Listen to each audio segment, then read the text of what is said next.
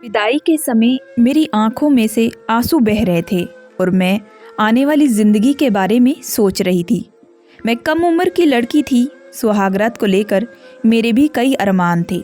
सहेलियों ने मुझे शादी से एक दिन पहले सुहागरात की पीड़ा के बारे में समझाया था, जिसे सुनकर मेरे पसीने छूटने लगे। हर लड़की की तरह मेरा भी ख्वाब था कि मेरा पति मुझे बेपनाह मोहब्बत करे, लेकिन मैं गरीब परिवार से ताल्लुक़ रखती। मेरे माँ बाप नहीं थे। इसी वजह से मामी ने मेरी शादी एक अमीर खानदान में कर दी, जिसके बदले उन्हें काफ़ी अच्छे पैसे मिले थे। मामा मामी ने ही मुझे बचपन में पाला था। इसी वजह से मैं ज़्यादा इस बार शादी के बारे में सवाल जवाब नहीं किया। मैंने सोचा था कि चलो पति के घर में जाकर मुझे मान सम्मान तो जरूर मिलेगा और मैं अपने पति के साथ एक अच्छी ज़िंदगी बिताऊंगी। लेकिन ससुराल में दाखिल होते ही मेरा पति मुझे कहने लगा, हमारे घर में रिवाज है कि दुल्हन को हमेशा घूंघट में रहना पड़ता है, उसे पति के सामने भी चेहरा दिखाने की इजाज़त नहीं होती। जिसे सुनकर मेरे अंदर सवाल चलने लगे थे, लेकिन मुझ में हिम्मत नहीं थी। फिर मेरे पति ने मुझे कमरे तक पहुंचाया और फिर कहने लगे, तुम यहाँ थोड़ी देर बैठो, मैं अभी कुछ देर बाद वापस आता हूँ। मैं वहीं कमरे में बैठकर बेबसी से अपने पति का इंतज़ार कर रही थी। फिर कुछ देर बाद मेरे पति कमरे में आए और आते ही बड़े ही प्यार से मुझ पर मोहब्बत लुटाने लगे। इस बार पति का स्वभाव बड़ा ही नरम था, नहीं तो इससे पहले वह बहुत ही कड़वे लफ्ज़ों के साथ मुझसे बात करते थे, लेकिन मैं इन बातों पर ज़्यादा ध्यान नहीं दिया। पति ने सुहागरात की रात मुझ पर जमकर प्यार किया। मुझे थोड़ा दर्द हो रहा था, लेकिन ज़िंदगी में पहली बार किसी ने मुझ पर प्यार लुटाया था। नहीं तो मामा मामी के घर हमेशा मुझे बेइज्जत किया जाता था। इसी तरह मैं अपनी ज़िंदगी भी गुजार रही थी। तभी मैं एक दिन बाज़ार से सब्जी लाने के लिए गई। तभी घर पर मेरा पर्स छूट गया था। जब मैं वापस आई तो मैं स्टोर रूम के बगल वाले कमरे से मुझे किसी के वह सब की आवाज़ आ रही थी। जब मैं कमरे की खिड़की से झांक कर देखा तो मेरे होश उड़ गए। मेरा पति किसी और औरत के साथ वह वाली पोजीशन बनाकर बड़े ही जोरों के साथ, बड़ी ही खुशकिस्मत वह लड़कियां होती हैं जिन्हें अपनी ज़िंदगी में माँ बाप का प्यार मिलता है। लेकिन एक मेरी ज़िंदगी थी कि मैं बचपन से ही अपने माँ बाप का प्यार तो छोड़ो, अपने माँ बाप की सूरत भी नहीं देखी थी। मेरे मामा मामी ने ही मुझे पाल पोस कर बड़ा किया था। मामा का स्वभाव मेरे लिए ठीक था, लेकिन मामी मुझसे हमेशा ही कड़वे लफ्ज़ों में बात किया करती। वह हमेशा कहती, तेरे माँ बाप तो इस दुनिया में चले गए, लेकिन तुझे पीछे हमारे घर पर मुफ्त खाने के लिए छोड़ कर गए हैं। जिसे सुनकर मुझे बहुत ही ज़्यादा बुरा लगता था, लेकिन मैं मामी को कुछ भी नहीं कहती थी। मामी के खुद के 2 बच्चे थे, जिनके साथ वह बड़े ही अच्छे लफ्ज़ों में बात करती। जब मामी अपने बच्चों पर प्यार लुटाती तो उसे देखकर मेरी आंखों से आंसू बहने लगते।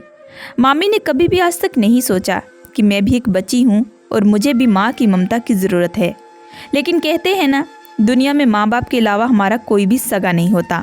मामी हमेशा मुझे घर का काम करवाया करती। जब एक दिन मामा जी ने मुझे भी बच्चों के साथ पढ़ने के लिए घर पर बात की, तब मामी मामा पर बहुत गुस्सा होने लगी और कहने लगी, तुम्हारी खुद की 2 लड़कियां हैं और तुम खुद किसी दूसरे की औलाद के पीछे पैसा खर्च कर रहे हो। कल को इनकी शादी होगी तो कहाँ से क्या करेंगे हम लोग। कोई ज़रूरत नहीं है सौम्या को पढ़ाने की। अगर तुम मेरी बात के खिलाफ गए तो मैं तुम्हें हमेशा के लिए छोड़कर अपने मायके चली जाऊंगी। मामी की धमकियों से मामा चुप हो जाया करते, लेकिन मैं ये सारी बातें दरवाजे के पीछे खड़ी होकर चुपचाप सुनती थी। मेरी आंखों से बस आंसू बहते थे। मुझे भी पढ़ने का शौक़ था, लेकिन शायद मेरी किस्मत में ऐसा कुछ नहीं था। अक्सर जब मामी दोपहर को सो जाया करती तो मैं चुपचाप मामी के बच्चों की किताबें निकाल कर खुद पढ़ने की कोशिश करती। अगर आज मेरे माँ बाप जिंदा होते तब वह मेरी परवरिश में कोई कमी न रखते। मैं बहुत ही छोटी थी जब मेरे माँ बाप रोड एक्सीडेंट में मारे गए। तब मेरे मामा मामी ने ही मुझे पाल पोस कर बड़ा किया था। मेरी उम्र शादी वाली हो चुकी थी। अक्सर मेरे आस पड़ोस की सहेलियाँ मुझे कहा करती थी कि तेरी मामी देखना तेरी हरगिज़ शादी नहीं करेंगी, क्योंकि उन्हें मुफ्त में एक नौकरानी मिली हुई है। तुझे पूरी उम्र वह घर का काम काज करवाएंगी। जिसे सुनकर मैं भी बड़ा दुखी हुआ करती थी। मुझे भी इतना तो समझ था कि मामी ने आज तक कभी भी मेरे बारे में नहीं सोचा था। वह हमेशा अपने बच्चों के पुराने कपड़े मुझे पहनने के लिए दिया करती थी और खाने को बची कुची रोटी और दिन भर घर की सफाई भी अकेली मुझसे करवाया करती थी। लेकिन कहते हैं ना, जिंदगी में कब क्या होगा किसी को कुछ मालूम नहीं। मैं अक्सर सब्जी लेने के लिए बाजार जाया करती थी। तभी एक जवान लड़का मेरे पीछे पड़ गया। मैं उससे बचते हुए अपने घर वापस आ गई। वह लड़का रास्ते में मुझसे कुछ बात करने की कोशिश कर रहा था, लेकिन मैंने उसकी बात पर ज़्यादा ध्यान नहीं दिया। कुछ दिन बीत चुके थे। तभी मैं मोहल्ले के बाहर अपनी सहेलियों के साथ खेल रही थी। जब वापस अपने घर आई तो घर में तो एक आदमी हॉल में बैठकर चाय नाश्ता कर रहा था। मामी भी उसके साथ हंस हंस कर बातें कर रही थी और आते ही मुझे कहने लगी, सौम्या, हमने तेरी शादी पक्की कर दी है। जिसे सुनकर मैं पूरा चौंक सी गई थी। जब मैंने उस लड़के की तरफ देखा तो उसकी उम्र मुझसे 30 से 35 साल लग रही थी। हालांकि मैं उसके मुकाबले काफ़ी छोटी थी, क्योंकि मेरी उम्र लगभग 18 साल हुई थी और मैं अभी अभी जवान हुई थी और वह तो मुझसे ही बड़ा था। यह देखकर मैं चौंक सी गई थी। मामी कैसे मेरी शादी करने के बारे में सोच सकती थी, लेकिन मैंने मामी से ज़्यादा सवाल जवाब नहीं किए और चुपचाप अपने कमरे में चली गई। शाम को जब मामा जी घर वापस आए तब मैं उनके पास गई और मैंने उन्हें कहा कि मामा जी, मैं शादी नहीं करना चाहती। मामा जी ने मुझे बड़े ही प्यार से कहा, बेटी, तुम्हें पता है ना तुम्हारी मामी तुम्हारे साथ किस तरह से इस घर में व्यवहार करती है, जो मुझे बिल्कुल भी पसंद नहीं आता। लेकिन मैं इसके बावजूद भी कुछ भी नहीं कर सकता। और यह तो अच्छा है कि तुम्हारी शादी हो जाएगी तो तुम्हें भी अपना खुद का घर मिल जाएगा। वह तुम्हारा खुद का घर होगा, तुम्हारा पति होगा, जो ज़िंदगी में हर कदम पर तुम्हारा साथ निभाएगा। तुम्हें मामी की भी बातें नहीं सुननी पड़ेंगी। मामा की बात सुनकर मुझे भी ये बात सही ही लगी थी। अब मैंने भी इस शादी के लिए हाँ कर दी, लेकिन अब अंदर ही अंदर बड़ी बेचैन सी हो रही थी, क्योंकि मामी मेरी जल्द से जल्द शादी करना चाहती थी। आखिर वह इतनी जल्दी मेरी शादी करने में क्यों लगी हुई थी? मामी ने शादी 2 दिन के अंदर ही कर दी। शादी की रात मुझे पता चला कि मामी ने शादी के बदले बहुत ही अच्छे खासे पैसे भी लिए हैं। मैं पढ़ी लिखी नहीं थी, लेकिन मैं दिखने में बहुत ही ज़्यादा खूबसूरत भी थी। उस लड़के की उम्र मुझसे ज़्यादा थी, लेकिन मैंने भी सोच लिया कि चलो, मेरी किस्मत में अब अच्छा ही लिखा होगा भगवान ने। कम से कम मैं इस नरक भरी ज़िंदगी से तो आज़ाद होंगी। यही सोचते हुए मैंने शादी भी कर ली और फिर विदा होकर अपने ससुराल भी पहुंच गई। ससुराल में जब मैं दाखिल हुई तो घर को देखकर बहुत ही ज़्यादा चौंक सी गई थी। घर देखने में इतना बड़ा था जिसमें मेरा आधा मोहल्ला तो आराम से रह सकता था। लेकिन अब मैं आने वाली ज़िंदगी के बारे में बड़ा ही परेशान हो रही थी, क्योंकि जिससे मेरी शादी हुई थी मुझे ना तो उसके लड़के का नाम पता था, ना ही परिवार के बारे में कुछ पता था। मैं मन ही मन बड़ी बेचैन हो रही थी। फिर मेरे पति मुझे अपने कमरे में ले गए और वहाँ जाते ही वह मुझे कहने लगा, देखो, मुझे पता है तुम्हारे मन में कई सारे सवाल चल रहे होंगे, लेकिन उससे पहले मैं तुम्हें अपना नाम बता देता हूँ। मेरा नाम विहान है और मैं इस घर में रहता हूँ। मेरे माँ बाप नहीं हैं, मैं अकेला ही अपना कारोबार संभालता हूँ। लेकिन हमारे घर में एक रिवाज है जो नई नवेली दुल्हन इस घर में आएगी उसे हमेशा अपना चेहरा पल्लू से ढकना पड़ेगा, यानी कि तुम मुझे कभी भी नहीं देख सकती। जिसे सुनकर मैं बड़ा चौंक सी गई थी। मुझे अपने पति की ये बात बड़ी ही अजीब सी लगी थी, लेकिन फिर मैंने उनसे कोई सवाल नहीं किया। मैंने सोचा कि नई नई शादी है, अभी यहाँ आई हूँ, बाद में जब धीरे धीरे शादी पुरानी हो जाएगी और कुछ वक्त बीत भी जाएगा तब मैं उनसे सवाल करूँगी। मैं अंदर ही अंदर बड़ा ही ज़्यादा घबरा भी रही थी। तभी विहान मुझे कहने लगे कि मैं कुछ देर बाद वापस आता हूँ, तुम यहाँ आराम से बैठो। बिस्तर पर जब मैं बैठी तब वह बहुत ही ज़्यादा मुलायम था। जिंदगी में पहली बार इतने मुलायम बिस्तर पर बैठी थी। नहीं तो मामी मुझे किचन में ही सुलाया करती थी। मैंने अपनी बचपन से लेकर जवानी तक कोई भी सुख नहीं देखा था, लेकिन अब मैं खुश थी कि अब धीरे धीरे मेरी ज़िंदगी भी ठीक हो जाएगी और मुझे मामी के वह ताने भी नहीं सुनने पड़ेंगे। यही कुछ सोच रही थी कि तभी अचानक पति वापस दोबारा कमरे में दाखिल हुए, लेकिन इस बार उन्होंने मुझसे कोई बात नहीं की और आते ही कमरे की लाइट भी ऑफ कर दी थी।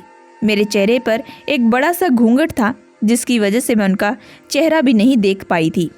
उन्होंने मेरा तुरंत हाथ पकड़ा और मुझे बिस्तर पर ले गए और जाकर मुझ पर खूब प्यार लुटाने लगे। मैं भी चुपचाप सी लेटी हुई थी। मैंने भी कोई सवाल जवाब नहीं किया। फिर सारी रात विहान ने मुझ पर इतना प्यार लुटाया कि मेरी हालत ही खराब हो चुकी थी।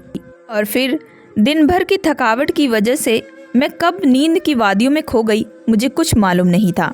इसी तरह मैं अपनी ज़िंदगी भी गुजार रही थी। अब मैं रोज़ अपने सर पर एक बड़ा सा पल्लू रखती।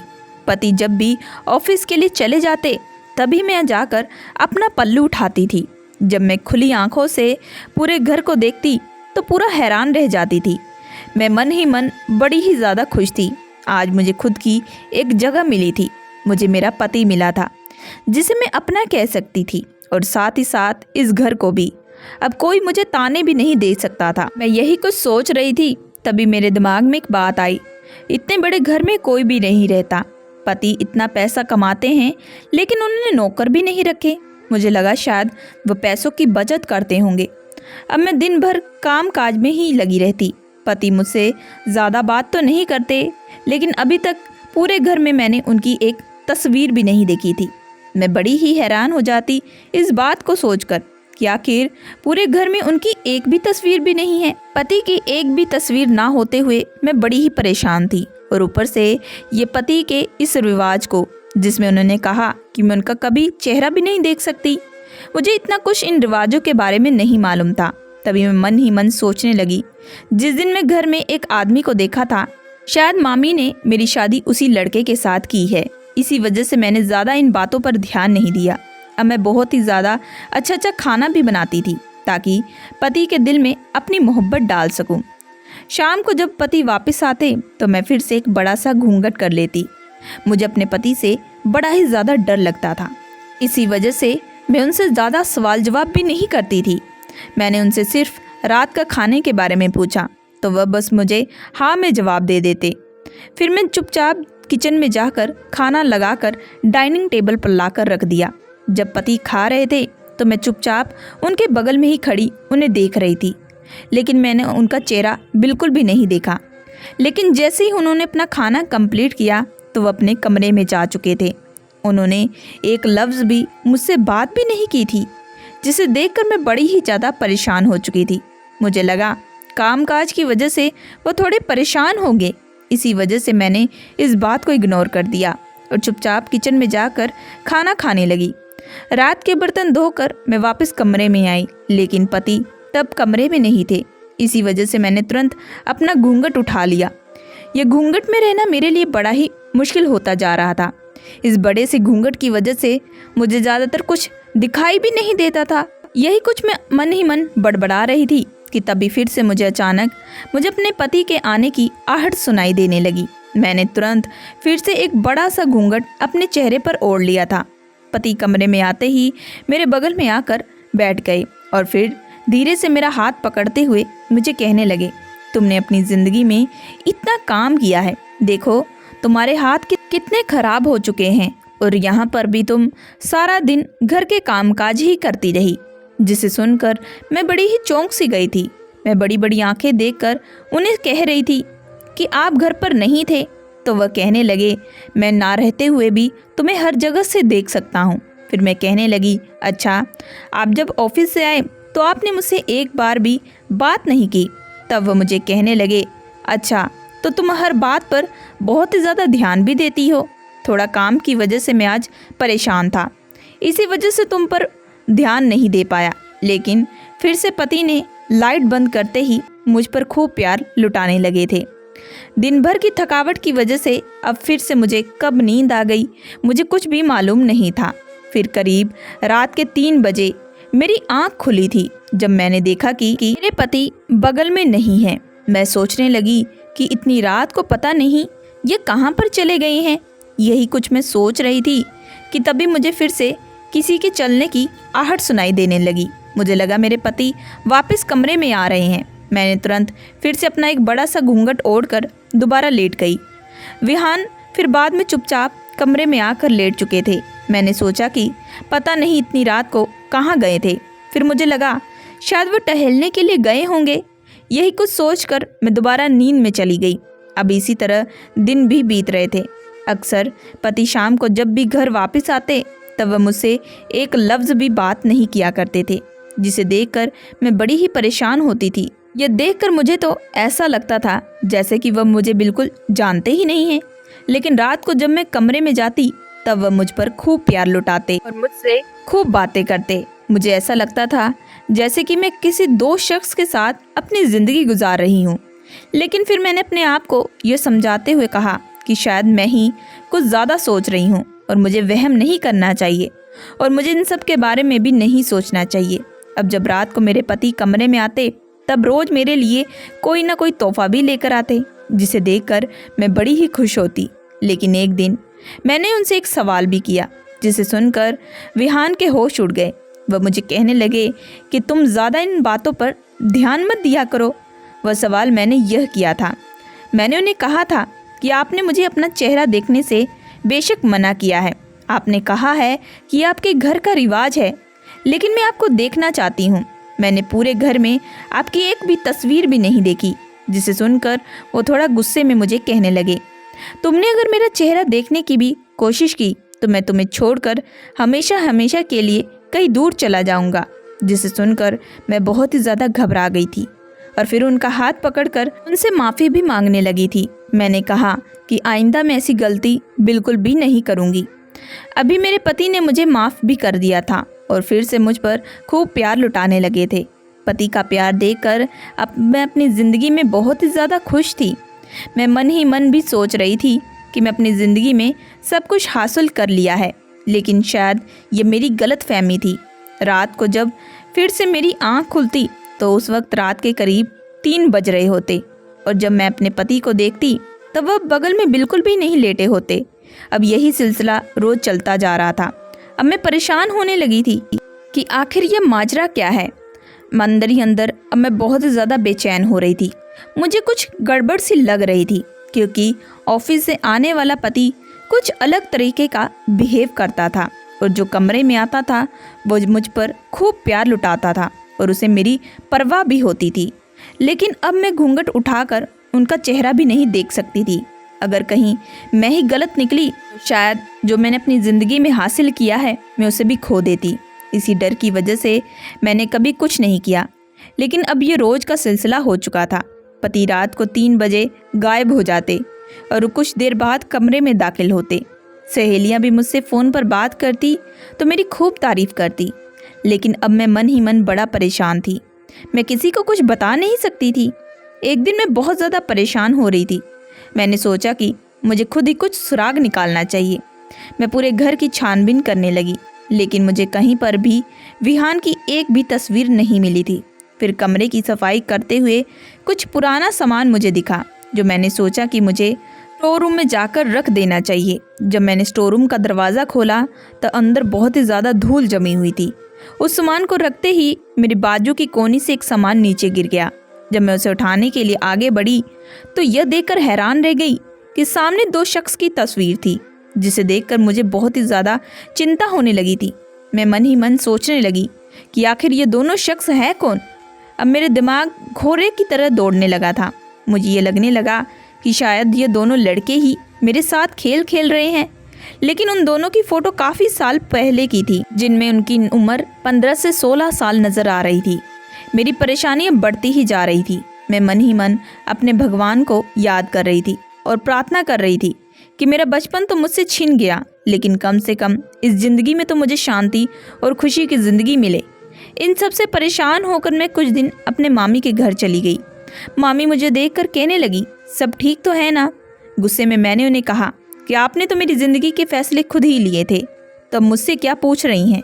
यही बात कहकर मैं गुस्से से अपने कमरे में चली गई। मुझे 1 हफ्ता बीत चुका था, लेकिन इन हफ्तों में मुझे एक ही बार विहान की कॉल आई थी। वह मुझे कहने लगे, सब ठीक तो है ना, तुम बिन बताए अपने घर चली गई। मैंने कहा कुछ नहीं, बस ऐसे ही। यही कहते ही विहान की दूसरी कॉल आने लगी। तभी उन्होंने मेरा फ़ोन काट दिया और उसके बाद एक बार भी कॉल नहीं किया। फिर एक दिन मैं चुपचाप वापस अपने घर चली गई। घर की चाबी मेरे पास थी, इसी वजह से मैं धीरे से दरवाजे को खोल लिया। लेकिन घर के अंदर दाखिल होते ही मुझे किसी औरत की आवाज़ आने लगी। मैं उस आवाज़ को सुनते ही एक कमरे में दाखिल हुई तो यह देखकर हैरान रह गई कि बिस्तर पर एक आदमी औरत के साथ वह सब कर रहा था। मैं गुस्से के मारे अब पूरी लाल पीली हो चुकी थी। मैंने तुरंत दरवाज़ा खोला और अंदर दाखिल हो गई। मैं शख्स मुझे देखकर हैरान रह गया। मैंने कहा, अच्छा तो तुम इसी वजह से मुझे कहते थे कि अपना घूंघट ओढ़ कर रखना, ताकि तुम मेरी पीठ पीछे ये सब कर सको। विहान मुझे बार बार समझाने की कोशिश कर रहा था, लेकिन मैं उसकी बात को सुनने के लिए बिल्कुल भी तैयार नहीं थी। मैंने कहा, तुमने मेरी ज़िंदगी खराब कर दी है। मैं खूब ज़ोरों से रोए ही जा रही थी। तभी विहान ने एक नंबर पर कॉल की और कहने लगा, सर आप आकर ही अब इस मैटर को सॉल्व करें। जिसे सुनकर मैं पूरी बदहवास हो चुकी थी। मुझे समझ में नहीं आ रहा था कि आखिर मामला क्या है। आदमी वही था जो मेरी मामी के घर मेरे लिए रिश्ता लेकर आया था। मुझे तो लगा कि मेरी शादी इसी से हुई है, लेकिन आखिर मामला क्या है? आखिर मेरी शादी किससे हुई है? मुझे कुछ भी समझ में नहीं आ रहा था। वह औरत भी चुपचाप बड़ी बड़ी आंखों से मुझे देखे जा रही थी। तभी कमरे में एक आदमी बहुत ही तेज रफ्तार के साथ दाखिल हुआ। उसने अपने चेहरे पर एक मास्क लगाए हुआ था। उसने मेरे हाथों को छूते हुए कहा कि मैं ही तुम्हारा पति विहान हूँ। उसके हाथों को छूते ही मुझे अंदाज़ा तो लग गया था कि यही विहान है, लेकिन सामने खड़ा शख्स और ये इस मास्क के पीछे वाला शख्स, आखिर दोनों है कौन? तभी विहान मुझे बार बार कहने लगा कि मुझे माफ़ कर दो सौम्या, मैंने तुमसे झूठ कहा था कि हमारे घर में रिवाज है कि दुल्हन को एक बड़ा सा घूंघट ओढ़े रखना पड़ता है और वह अपने पति का चेहरा बिल्कुल भी नहीं देख सकती। लेकिन मेरी आंखों से बस आंसू ही बह जा रहे थे। मैं बार बार कह रही थी, फिर तुमने मुझसे झूठ क्यों बोला? और फिर वह मेरा हाथ पकड़कर मुझे अपने साथ अपने कमरे में ले गया और फिर मुझे कहने लगा कि देखो सौम्या, मुझे माफ़ कर दो, मैं तुमसे सच्ची मोहब्बत करता हूँ। मैं तुम्हें खोना नहीं चाहता था। मैंने एक दिन तुम्हें बाजार में देखा था और वहीं देखकर तुम पर फिदा हो चुका था। मैं तुम्हारा पता भी लगाया और तुम्हारे घर भी रिश्ता भेजा। तुम्हारी मामी ने इस रिश्ते के लिए पहले इनकार भी कर दी थी, लेकिन जब मैंने अच्छी खासी कीमत दी तब वही शादी के लिए राजी हो चुकी थी। लेकिन जिस लड़की को तुमने वहाँ देखा था वह विहान नहीं है, वह मेरे ऑफिस का मैनेजर है। मैंने कहा कि फिर तुमने आखिर अपने चेहरे पर नकाब क्यों ओढ़ रखा है और आखिर तुमने इतना सारा झूठ क्यों बोला? फिर वह मुझे कहने लगा कि यह बहुत पुरानी बात है। मैं बहुत ही अमीर परिवार से ताल्लुक़ रखता था। एक रास्ते में मेरे माँ बाप मुझे लेकर शिमला जा रहे थे। तभी रास्ते में हमारा एक्सीडेंट हो गया। मेरे माता पिता की मौत उसी मौके पर हो चुकी थी, लेकिन मैं वहीं जख्मी पड़ा रहा। लोगों ने मुझे अस्पताल भी पहुंचाया। कुछ दिन बाद मैं ठीक तो हो गया, लेकिन बाद में मुझे यह खबर पता चली कि मेरा आधा चेहरा खराब हो चुका है, जिसकी वजह से आज की तारीख में भी कोई भी लड़की मुझसे शादी करने के लिए तैयार नहीं थी। अगर मैं कर भी लेता तो वह करती तो मेरे पैसे की खातिर ही शादी। लेकिन तुम्हें देखकर मुझे तुमसे मोहब्बत हो गई थी, लेकिन कहीं ना कहीं मुझे फिर से यही डर था कि तुम भी मेरा चेहरा देखकर मुझे छोड़ ना दो। इन सारी बातों को सुनकर मुझे बहुत ही ज़्यादा दुख भी हो रहा था। मैं चुपचाप कोने में बैठकर खूब रोए जा रही थी। विहान बार बार मुझसे माफ़ी भी मांग रहा था और मुझे समझाने की पूरी कोशिश कर रहे थे। मैंने कहा कि आप मुझे ये बात पहले बता देते। मोहब्बत सीरत देखकर की जाती है, सूरत देखकर नहीं। मैं ऐसे ही एक दलदल से निकली थी। मुझे लगा कि मैं इस ज़िंदगी में आकर खुश रहूँगी, लेकिन तुमने तो मुझसे झूठ बोला। कुछ देर तक मैं अपने आप को शांत करने की कोशिश करने लगी और मन ही मन सोचने लगी कि शायद वह सही हो सकता है, क्योंकि वह भी तो अपनी ज़िंदगी में अकेला रहा था जैसे मैं रही हूँ। उसने भी अपने माँ बाप को रोड एक्सीडेंट में खो दिया था और उसी प्रकार मैंने भी। फिर मैंने उसे कहा कि तुम अभी के अभी इस मास्क को हटा दो, मैं तुम्हें देखना चाहती हूँ। जैसे ही विहान ने मास्क हटाया, कुछ देर मैं उसे ऐसे ही देखती रही। फिर मैंने उसे कहा कि अगर तुम ये बात मुझे पहले बता देते तो शायद हम दोनों के बीच आज इतना झगड़ा ना होता। फिर मैंने विहान को भी माफ़ कर दिया था और उसे गले लगा लिया। अब मैं अपनी ज़िंदगी में बहुत ही ज़्यादा खुश हूँ, क्योंकि विहान की मोहब्बत देखकर अब मैं सारे गिलवे शिके भी भूल चुकी थी और अब मेरी शादी को पूरा 1 साल बीत चुका है और मुझे एक प्यारी सी बेटी भी हुई, जिसका नाम मैंने माही रखा है। तो दोस्तों, आप लोगों को ये कहानी कैसी लगी कमेंट करके ज़रूर बताइएगा।